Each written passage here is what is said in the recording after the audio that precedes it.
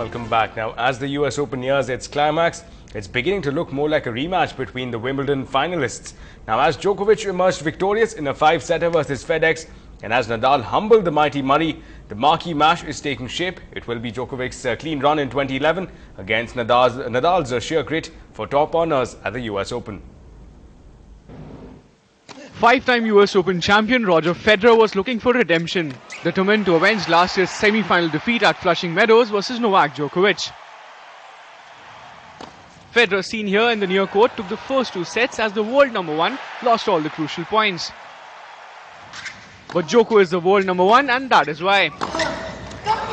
The Serb clawed his way back into the match. Djokovic made it 2-all, winning the third and the fourth sets, courtesy 48 winners like this one. But the moment of the day was this. Djoko saved 2 match points to stage an incredible comeback and silence the crowds which was backing the Swiss maestro. Federer's 59 unforced errors spoiled this party as Djokovic entered the US Open final for the second year on the trot. Just the second time in his career that Federer lost a match after being 2-0 up.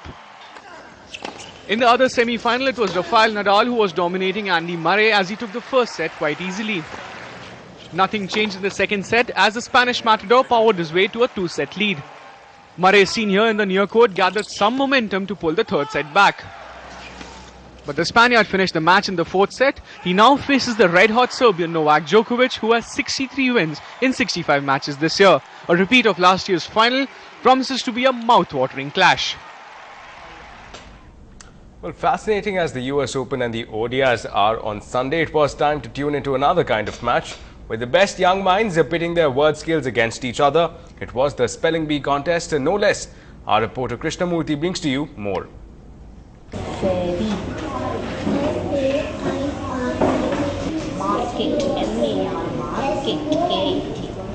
Talking is what students love to do, and at the 10th Mars International Spelling Bee contest, many of them rattled off quite a few tongue twisters. The winners will get a chance to represent the country at the international stage later this year. But what's the key to cracking the complex word challenges?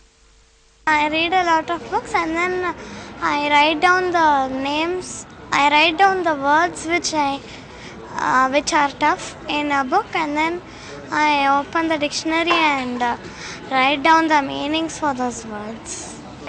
I took a dictionary and took 5 words from it every day, and I wrote the pronunciation of each word and found out the meaning of each word.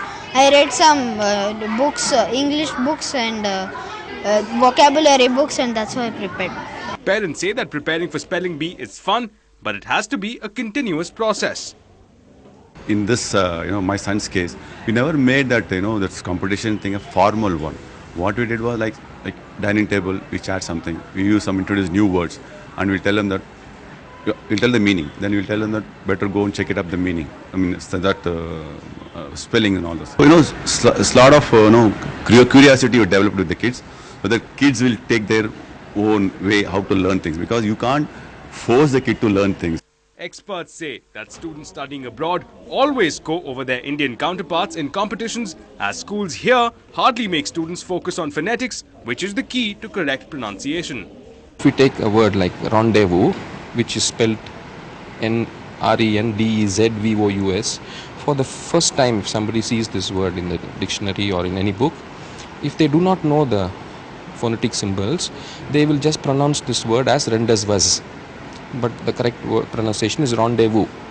So only those who will know the phonetic keys will be able to join the different sounds and pronounce it as rendezvous. So it is very good for the children to learn these phonetic keys from a very early age. In our present curriculum in schools and in other academic institutions, the phonetic keys are not a part of the regular program. And with parents not worrying whether their child wins or loses, so long as the command over the language is perfected, clearly, competitions such as this are a win-win situation for all. In Chennai, with Krishnamurthy, this is Ashmit Kumar for NDTV Hindu. Well, that's all we have time for, but keep watching NDTV Hindu for more news and updates.